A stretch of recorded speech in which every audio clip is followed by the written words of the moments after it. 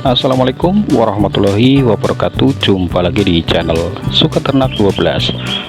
Baik teman-teman, untuk kesempatan kali ini kami akan mencoba menjabarkan tentang bagaimana kita beternak entok.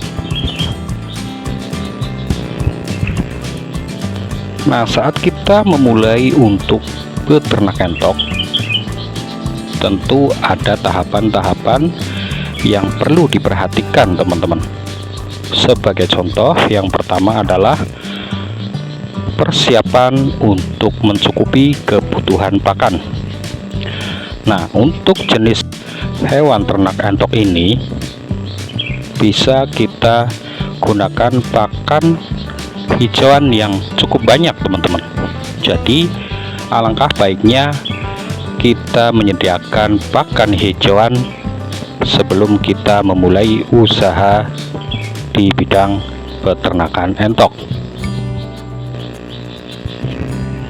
Dan apabila memungkinkan, teman-teman bisa menanam enceng gondok ataupun hijauan yang lain. Yang penting itu bisa memenuhi kebutuhan pakan hijauan untuk entok. Nah, kemudian setelah kita tahu untuk pakan hijauannya, kemudian kita harus menentukan juga pakan yang lain. Contohnya adalah dedak teman-teman.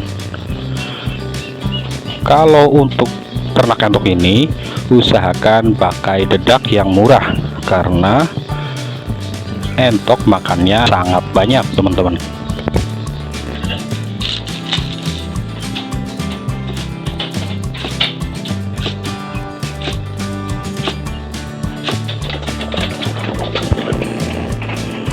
Kemudian setelah kita mengetahui pakan yang akan kita gunakan untuk ternak entok kita, kemudian kita harus menentukan kita mau beternak pembibitan ataupun pembesaran teman-teman.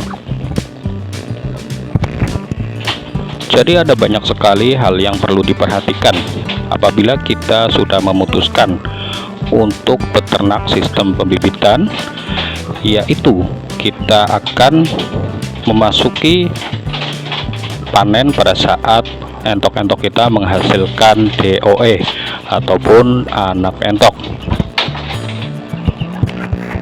ataupun teman-teman sudah memutuskan untuk beternak sistem pembesaran, yaitu membesarkan anak entok yang kita beli dan dirawat selama kurang lebih 4 bulan baru dijual.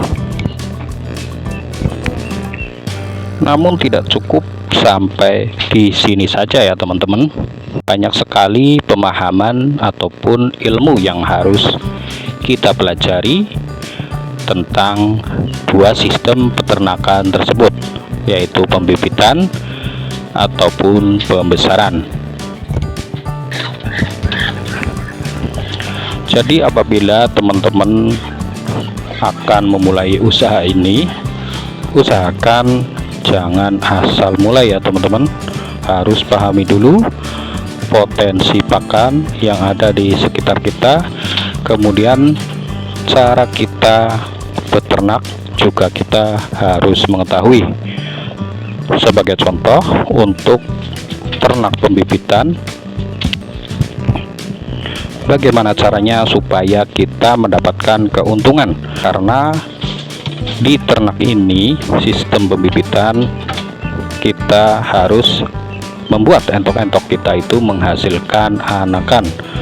Namun pada kenyataannya kadang-kadang entok berhenti bertelur, yaitu pada fase berganti bulu ataupun memang usianya sudah terlalu tua.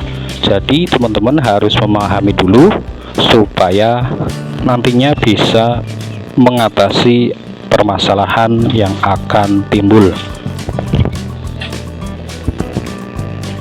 Kemudian untuk contoh yang kedua, saat kita beternak sistem pembesaran di usia awal itu harus seperti apa pakan yang kita gunakan, kemudian di usia 3 bulan sampai 4 bulan itu kita harus menggunakan pakan seperti apa, juga kita harus mempelajarinya.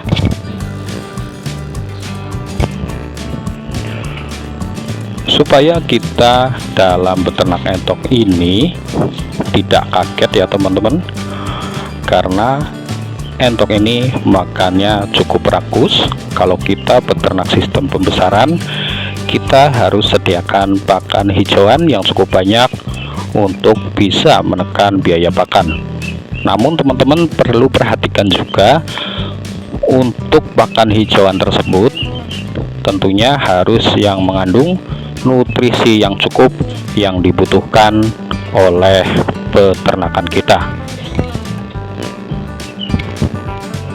Jadi untuk para peternak pemula seperti saya ini, kita memang harus jeli terhadap situasi, kemudian kita juga harus memahami potensi sekitar kita, supaya kita tidak langsung saja terjun untuk peternak entok, tapi kita perlu mempelajari terlebih dahulu supaya untuk tingkat kerugiannya itu bisa diminimalisir. Baiklah teman-teman, sampai di sini dulu perjumpaan kita kali ini. Semoga teman-teman bisa ambil manfaat dari pembahasan yang singkat ini. Bila ada salah-salah kata, mohon maaf yang sebesar-besarnya. Tetap semangat. Salam peternak entok, salam sukses untuk kita semua. Assalamualaikum warahmatullahi wabarakatuh.